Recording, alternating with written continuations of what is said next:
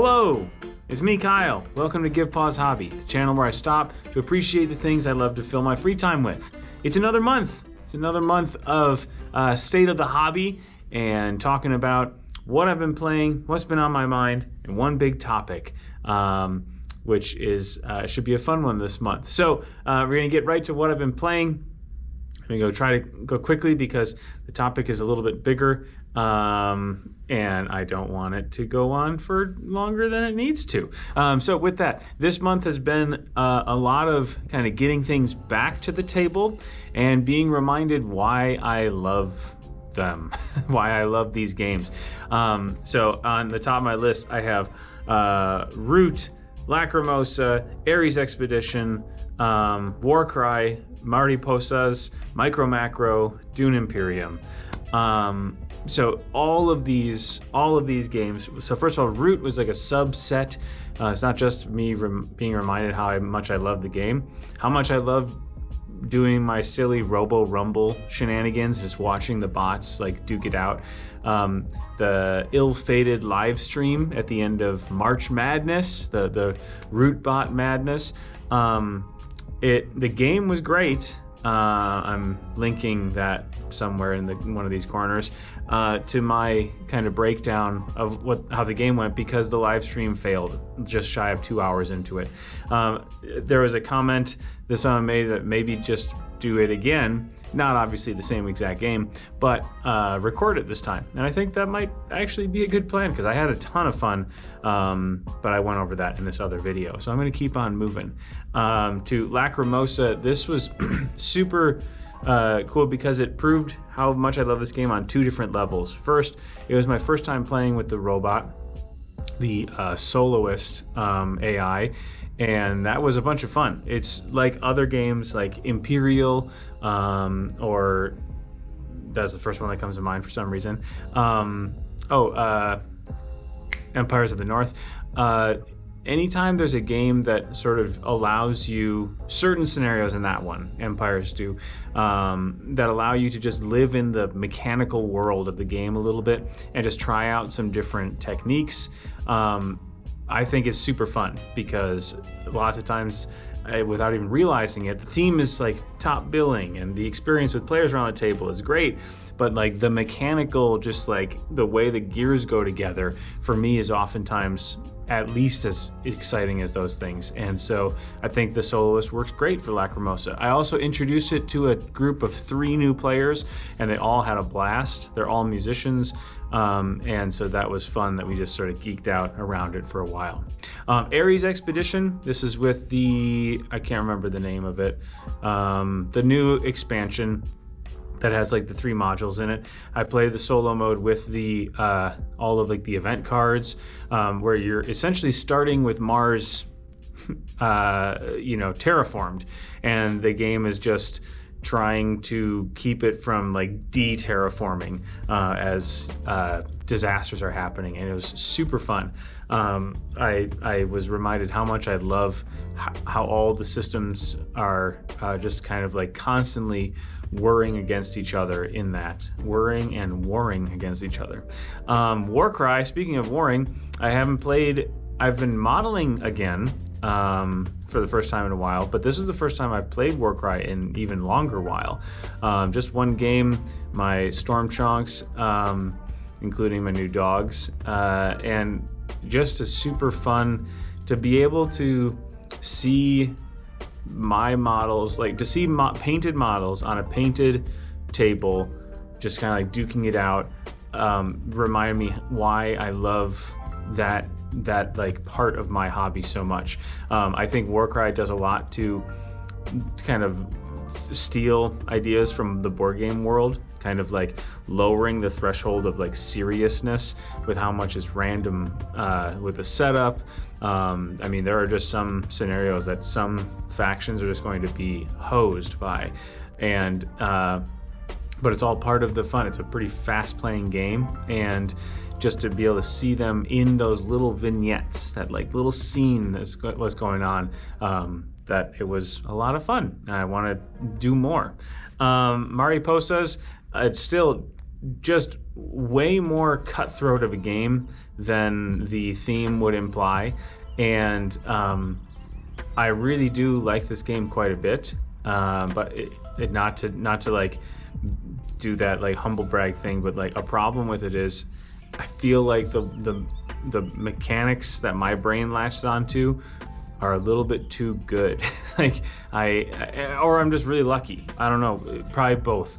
But it's one of those games I'm a little bit like blessed with the curse that I do too well, and other people don't necessarily want to keep playing the game with me. So, but it is a really fun game, and my wife and I we thank the Butterflies, the older generations, for their service. Because as you go on the game, the old generations kind of die off for the new ones to take flight, and it's a really like heartbreaking part of just this like giant migration to and back, wherever you make it up to, is beyond the length of any generation, any life of the Butterflies. In fact, it's, you go through 4 or even 5 generations over the course of the game, and that's a really, I don't know, it's just different, a different way of thinking than we typically do as humans, because we have a longer life. So that's a valuable aspect of the game, just kind of thinking about existence, I guess.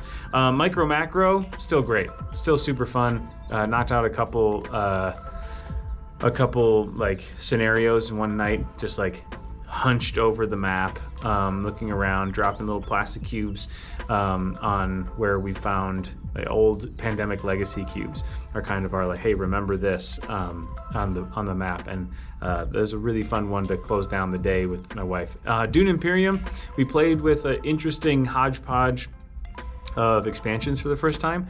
So we had the full immortality, and then we had the expansion, the Ix like board, to include like the shipping lines and the changes to the Landstrad. There it is.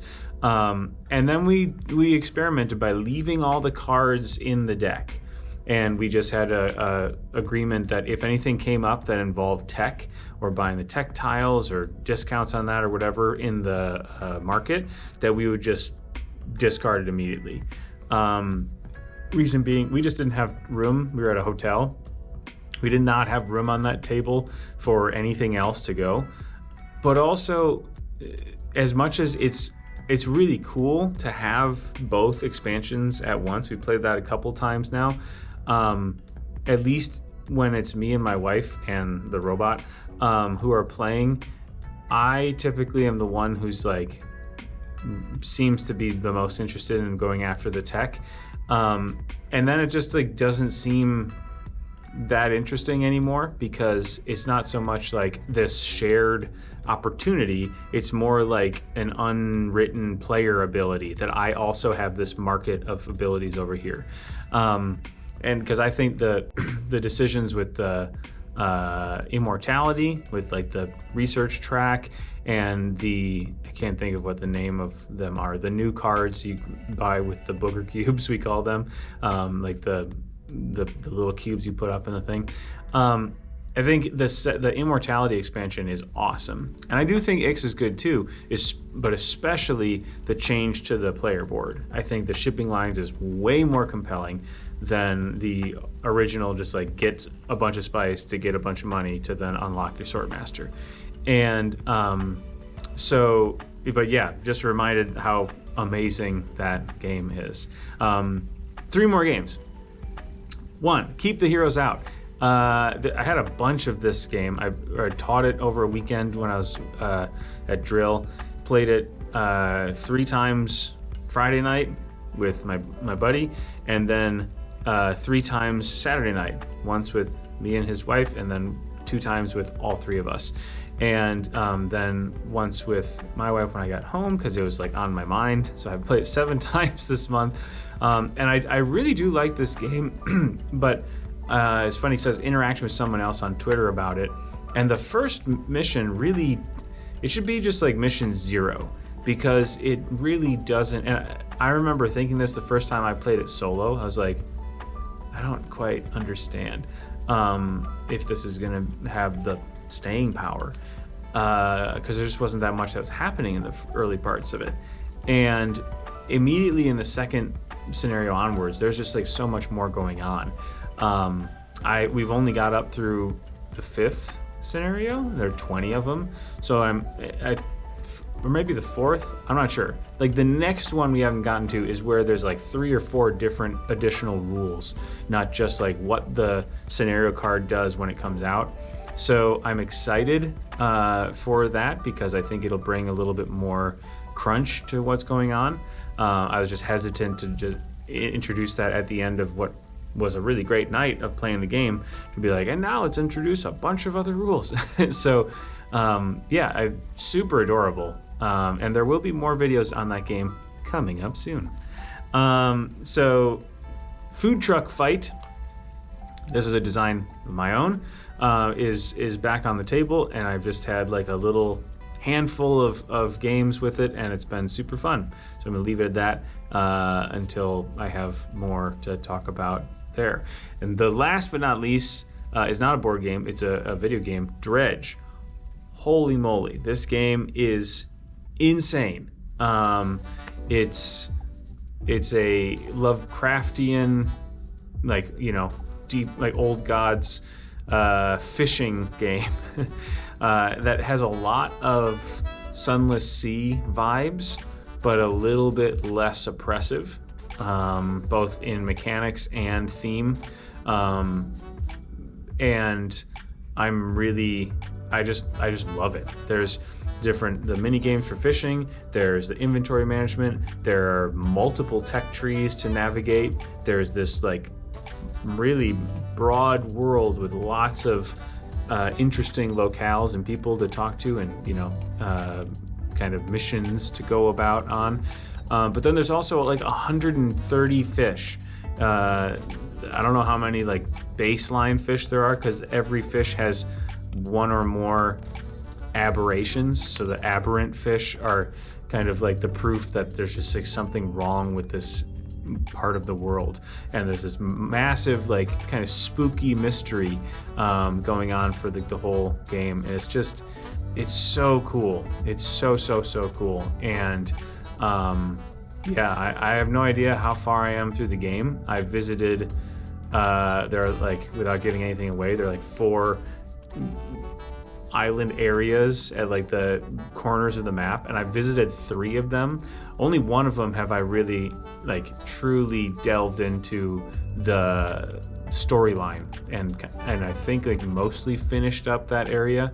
But like one of them I just started, one of them I only arrived and like talked with one person, and one of them I haven't even gone to yet. But it's just like the perfect mixture of, it's pretty successful for like pick up and play. So it's on Switch, and I love that. And yeah, the experience it's been a while since I've felt like a game really captured that way. Okay, so those are all the games that have been on my mind. Not every single game I played, but the big ones, the big ticket items. So quick, brief stop in on No Buy 2023.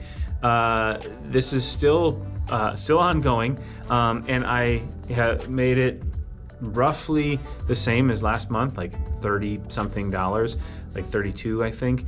And part of that was just paying for shipping for projects, like Kickstarter projects that had funded previously, and then going through BackerKit or whatever, finally paid shipping, which I'm including all of that, because a while back when I started really seriously taking my spending habits, I had to break the urge, just like, well, it's only $50 on Kickstarter, and like, true, but then you're paying $15 more for shipping or whatever it is. Like, that has to be part of your budget, otherwise you're just lying to yourself. So it was another like really good month. I feel great about what's been going on. I got some paint, got some shipping charges, like I said, painted out a little bit of I printed out a little bit of Warcry assets, just like some player board sort of things that I made up.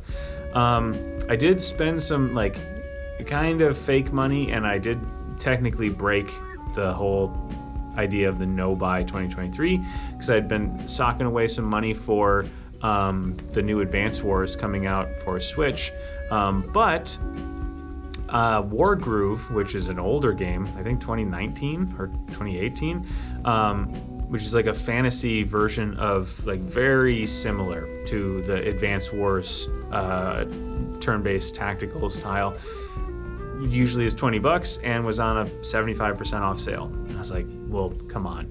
It's been on my wish list since I got a Switch a year and a half ago and picked it up. And that was pretty fun. I'm having a good time with it, but it's pretty sufficiently scratching the itch that Advance Wars would. And honestly, the more I look at it, I'm not as thrilled with the Advance Wars reboot camp, the way they did like the CGI units. I'm much more a fan of the pixel graphics, and that's probably just because I was there when Advance Wars was brand new. So this is scratching multiple itches, gameplay and, graphical and all that. So then I had just like a little bit of money that was saved away for Advance Wars, which I think I'm gonna pass on, at least at first. I'm not gonna just like, boom, day one, buy the game like I was kind of planning on. So then it left me with some money and Dredge, which I'd been really interested in, like all the previews. There weren't that many, and I didn't want to seek too many out because I didn't want to wreck any surprises in the game.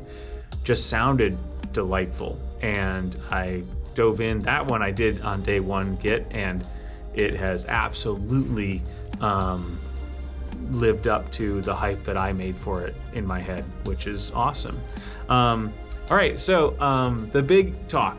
So on Tablenauts, I was watching Max talk about an old top 10 list, going through and kind of analyzing if those games are still in his top 10, if not, why not, and if not, how far have they fallen, that sort of stuff.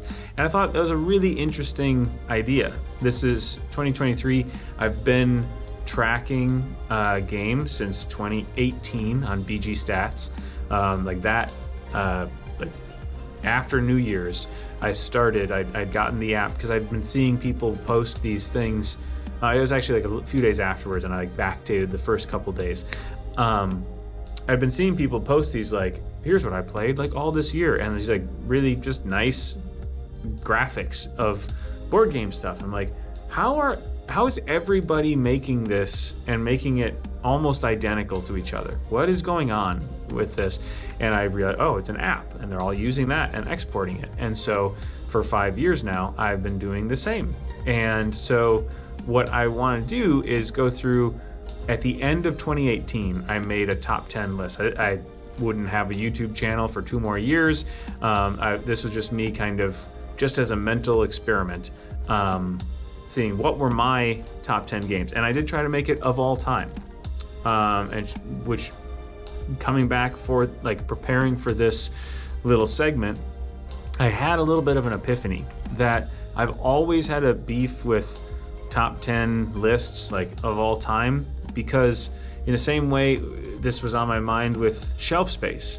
If we say these are the amount of shelves we want, or that we can have, or we're comfortable with, or we would like aesthetically or whatever, at a certain point, you need to, like, the rubber is going to meet the road, and the games you have that you love and the games that are coming out that you might love, that you're not sure yet, there is going to be an impasse where one of these is going to have to give. Either you're not going to get those new games, or you're going to give away some of the games that you have, even the ones you still love, in order to make room for these.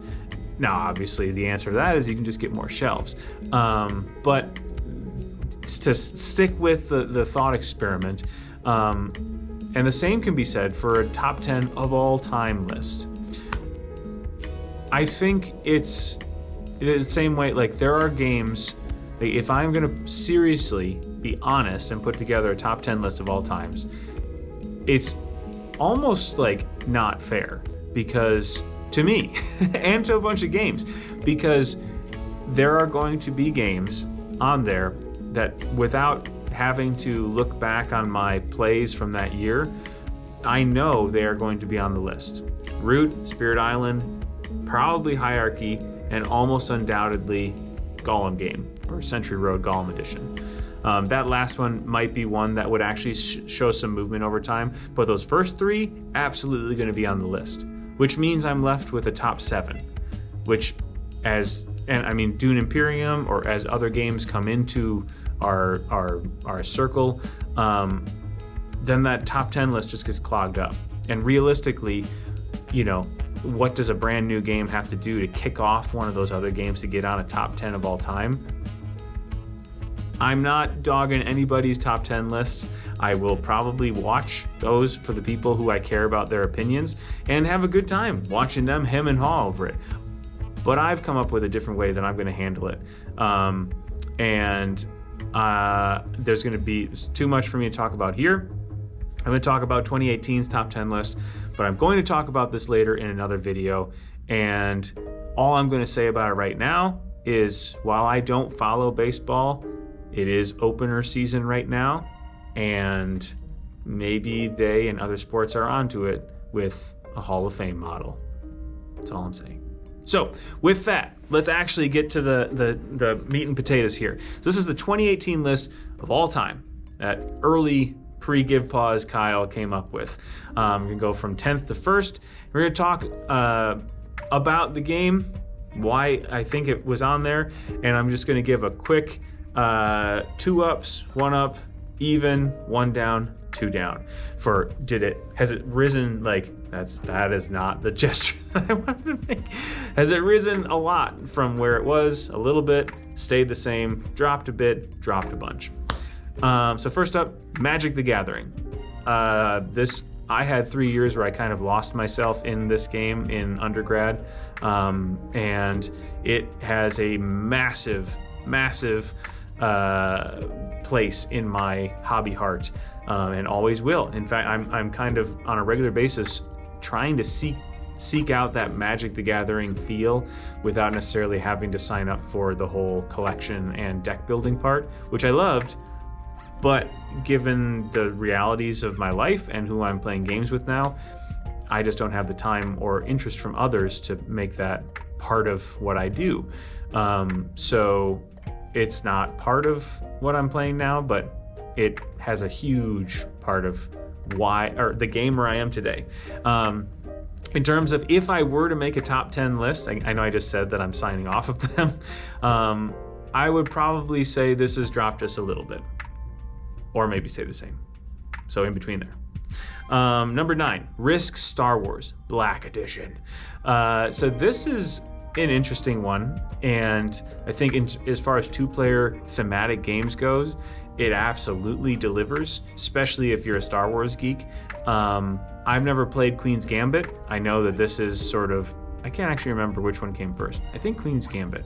But it's very similar in terms of you have your 3 different battlefronts, your multi-use cards, and you need to choose, are you going to spend this card on this one or this one?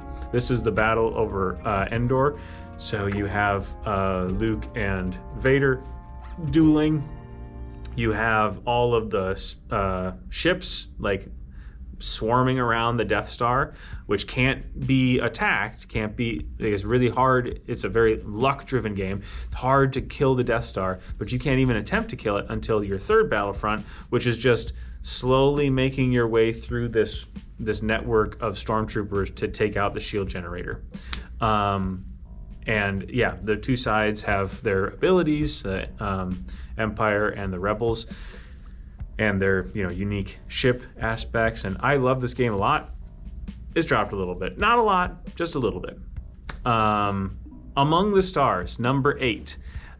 This is I think a big part of why this was number 8 was early Kickstarter-itis. This was one of, I don't think the first, but one of the early Kickstarter experiences that really delivered. It was exactly what it said on the tin. The game that I was shown in not to say a bunch of games have lied, because that's not for the most part true, but I think we've all experienced whether it's the fact that we changed from the person who backed it to the person who received it, or the game changed. Maybe there was something that got buffed out in the later phases of testing, or production just had to change something, or we looked at the campaign with rose-tinted glasses and we get the game and it's like, okay, it's pretty good. But Among the Stars, I really do like this kind of like space station building, card drafting game. And I think it's like graphically really interesting. I think some of the expansions, it was a good learning experience for me, because previously in my gamer brain, the expansions that I'd seen and had purchased were ones that like, well, obviously I'm just gonna perma shuffle that into the game or use that expansion all the time. And in this game, that's probably not the way you want to go, because the deck gets so diffuse, and some of the expansions are really focused on player interaction. Some of them are focused on big building sort of things, just like other games have since then. Just that back then I didn't really have the nomenclature, didn't have the history of how to handle different expansions like that. I think this one's also dropped. Honestly, I haven't played it in a while, so it might be between this, like little drop, big drop. I mean, I think if I played it again, it would be just as fun as I remember, but I can't say that until I do. Number 7, Spyfall. This was one of the early shut up and sit down like recommendations that I took and absolutely hit. I mean, it's on my list. I think it's a really fun concept when you're with the right people and with a little bit of help, because the rulebook has like the center spread of the locations. This was the first time, and this might have influenced why it's on my top 10, just like deepen the geeky aspect of it. This was the first time I found a file on BGG and printed it off to make a game better. And in this case, someone had put together like 6 or however many, I think 6, little like pamphlets, like little like menu size and shape things that just had like a little icon and then the name of the different locations. And critically, they also put them in a different order. They went through and just randomized it. So if someone was looking at submarine and it was your upper left one, someone else submarine might be their lower right. So the important thing about this was every player could have this just at their disposal. And so we kind of just had them either in our hand or on the table. And it wasn't nearly as much of an effort for the spy to just be like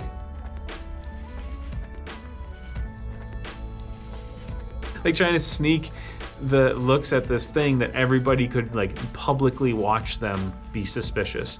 So I printed it out and I put them on like 6 different color construction paper, and then one little white strip, and then had it all laminated at like a printing shop. So we could, with dry erase markers, we'd keep track of scores on the little part, but also like everyone could see all locations. Without that, I played this game somewhat recently and we didn't have that, and it was a drag. This game, I would say, again, haven't played in a while. Again, like every time I want to make a statement about the top 10 where it's at, I just keep like rubbing against the fact that I do not like this model. But no one told me I needed to do this segment, so I'll say this dropped just a little bit, just because in terms of like what it is, a party game, I think it's absolutely stayed the same, because again, with the right people who aren't going to game the system, and like it drives me nuts when people, like one game group in particular I played, they're talking about like what color people are wearing in the picture that's on the card, that the people who are just at the scene, they have that. The spy just has one that says spy.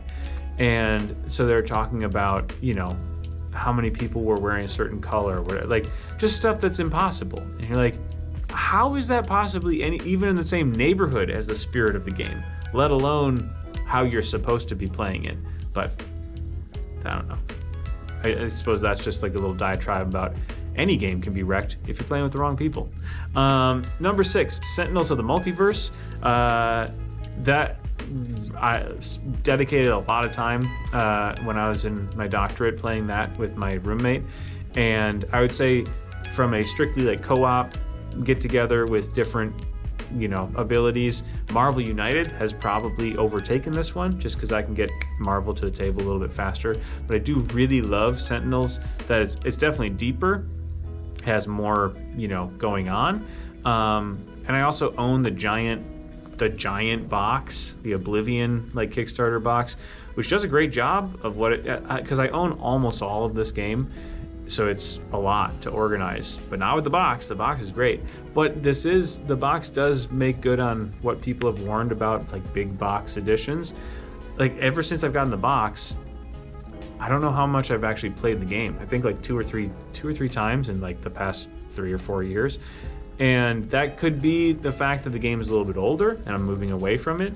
It could also be the box is effing huge and I just don't want to get it down off the shelf because other stuff is on top of it. Again, it's a really great game. I would say probably a little bit of a drop. Number 5, we're in the returning part of the trip. Pandemic, specifically on the Brink. So this is funny because since then I made a spicy take on a favorite expansions with Jack on the Cardboard Herald back in the day. And I said my favorite Pandemic expansion is in the lab. And I will still say that that is my favorite.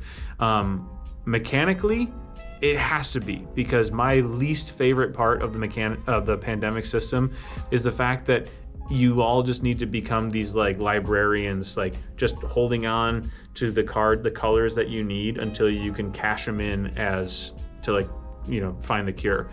It drives me nuts, especially when you're up against your hand limit and you have like, I can't remember what your hand limit is. Is it 7? I think so.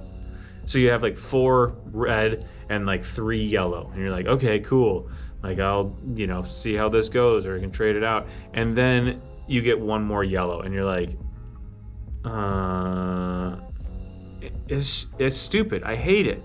It just like rips me out of the gaming experience to just this very obvious like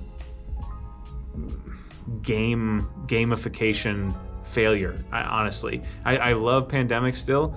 I would be lying if I said the theme of Pandemic has lost its cachet on me. That's why Fall of Rome is my favorite one now, which also has the same issue. You're trying to collect these cards, and I just think it's so, the reason it falls on its face for me is because it's something that without any information, aside from how many cards have come out, which you can game a little bit in like Fall of Rome, say, because there are only so many of the different colors have different amounts of cards. So when you have that, you know, the blue suit that doesn't have that many, if you have like a handful of blue cards, you're not going to get rid of one of those to just get another one of the orange ones, which have a ton. But it's something that you can immediately be proven wrong in terms of like you made the wrong decision when you the very next turn draw what would be the 5th card in that other one, except you gave up the 4th one so you could get a 4th one. It drives me nuts. Anyways, in the lab does away with that. It also gives some opportunity for people to fulfill different roles. But to be fair, on the Brink adds the purple disease, which is awesome. So I've never played with the hidden trader one, where it's like one versus the table, the bioterrorist one. But the purple disease is good, and Pandemic, were it not for the global events we've all lived through at this point, it would be probably higher on the list. But as it is, it's probably dropped a little bit. This one, like the OG Pandemic, I still own all my Pandemics. The OG Pandemic has dropped quite a bit more. All right, number 4, Mafia de Cuba. This is, again, strictly like big player numbers, party-ish game. This is my favorite one so far, because like in terms of like the hidden role game, absolutely my favorite, because you have agency in it. You can choose to a certain degree what role you want to play every round that goes around. There's a link here to where I'm talking about the game, and I think it's great.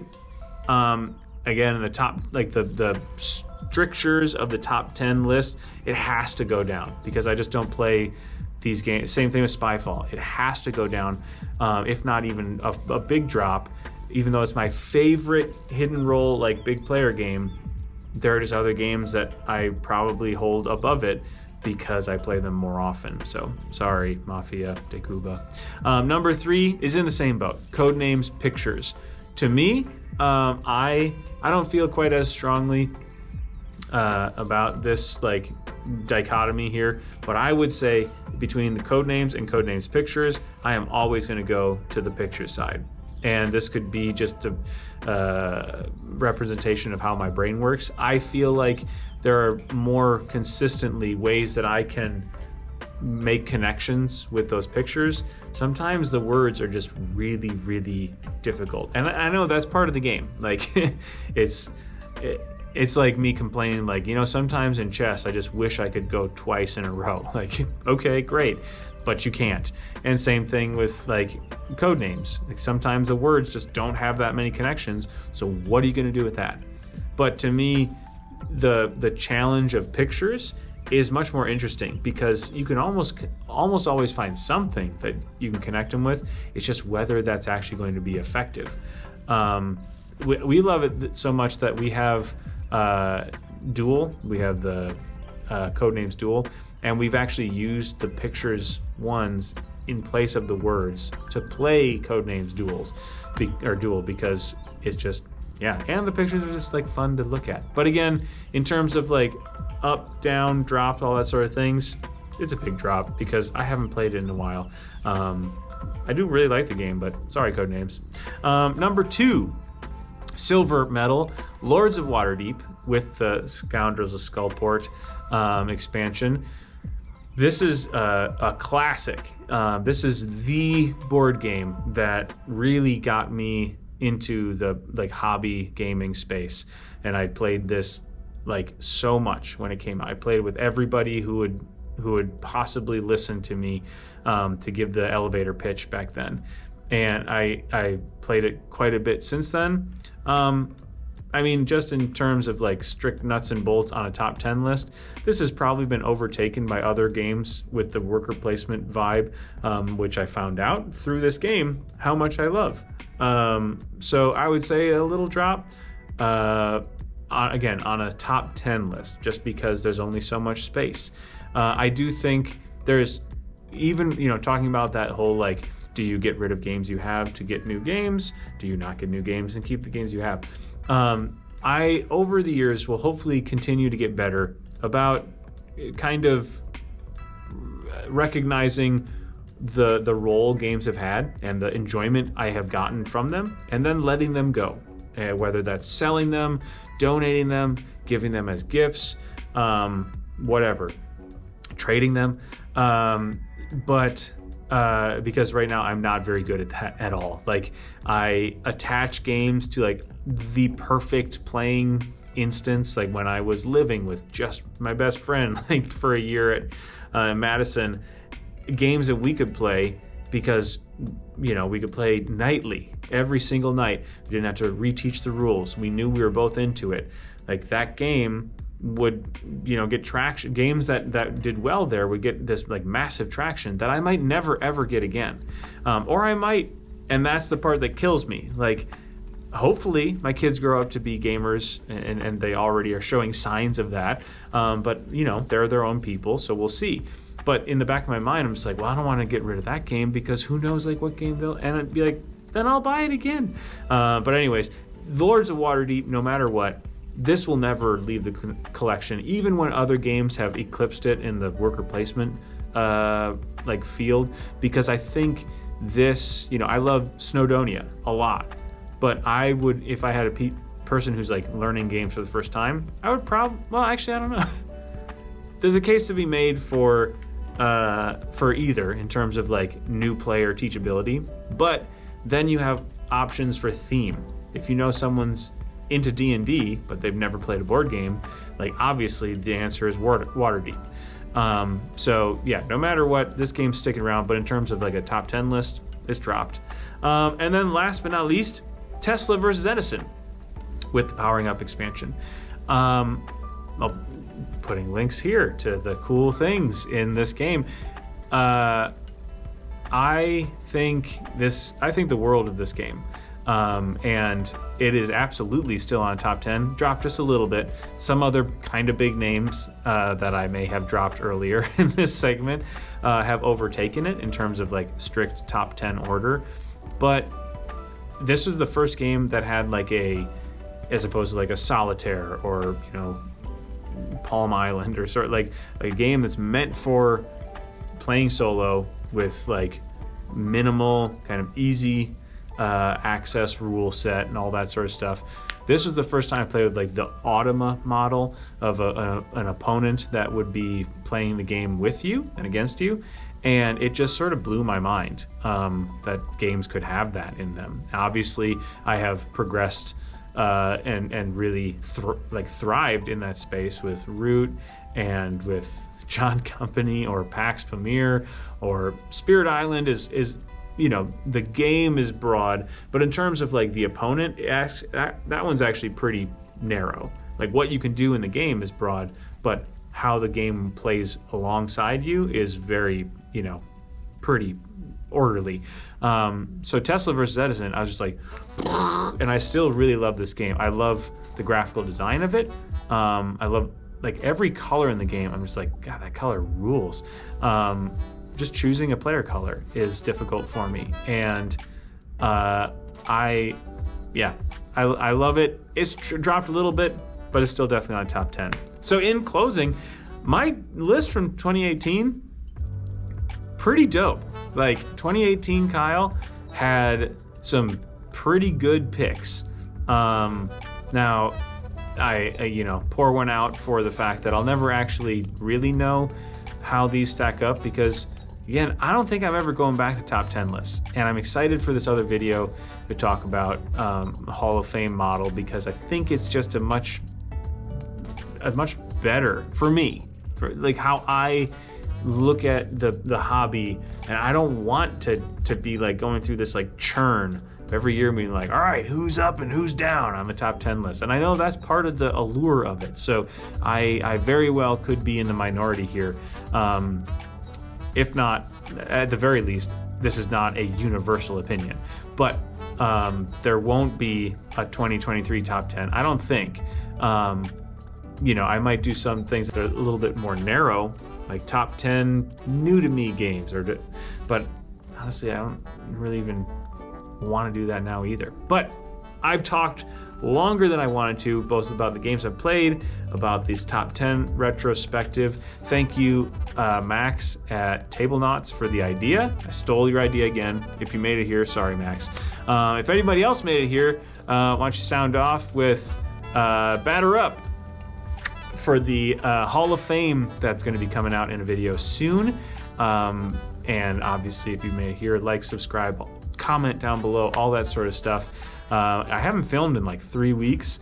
I had some stuff in the hopper, and then I did film the womp womp after the Robo Rumble thing, but I'm excited for the things I have coming up here because there's some fun things in there. So until then, happy gaming.